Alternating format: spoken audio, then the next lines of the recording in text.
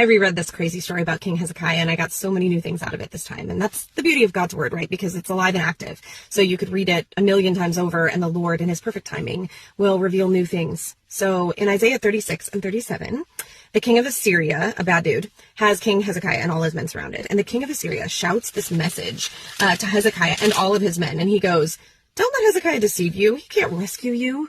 Don't let Hezekiah persuade you to rely on the Lord, saying the Lord will certainly rescue us." And then he goes on and he's like, "If you surrender to me, you're going to get peace, prosperity." And then he says, I mean, think about it. None of the nations we conquered had their supposed God save them. So why should you be any different?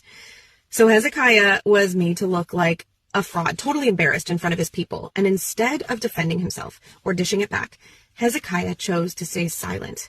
It says Hezekiah's people didn't say anything, for the king's command was, "Do not answer him." And the next thing Hezekiah does after staying silent is get into God's presence. Hezekiah cries out to God and is like, "Today is a day of distress, rebuke, and disgrace." So here's the thing. God already knew, spoiler alert, that he was going to miraculously rescue Hezekiah and his people and destroy the king of Assyria. But he let Hezekiah and the people feel the distress, the fear, the disgrace, the doubt, the uncertainty before he came through for them.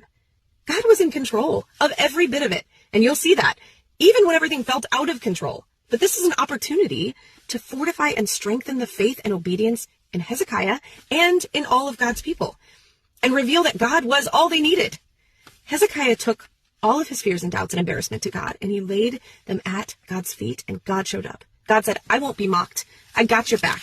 God says to Hezekiah in Isaiah 37:21, "Because you prayed to me about the king of Assyria, this is what I'm about to say to the king." And it says, "Who is it that you have mocked and blasphemed?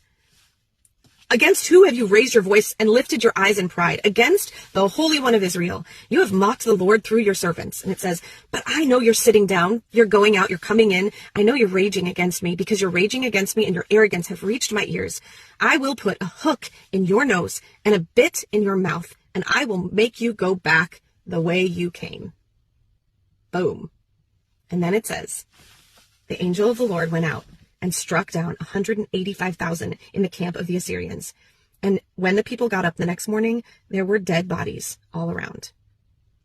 The victory Hezekiah experienced that day did not involve him opening his mouth or lifting a finger to fight or defend himself in his own strength, but in turning true and trusting, surrendering to the one true God. This is the God that's the same yesterday, today, and tomorrow. So whatever you're facing, turn to the only God who can truly redeem the battle you're facing today. He's got your back.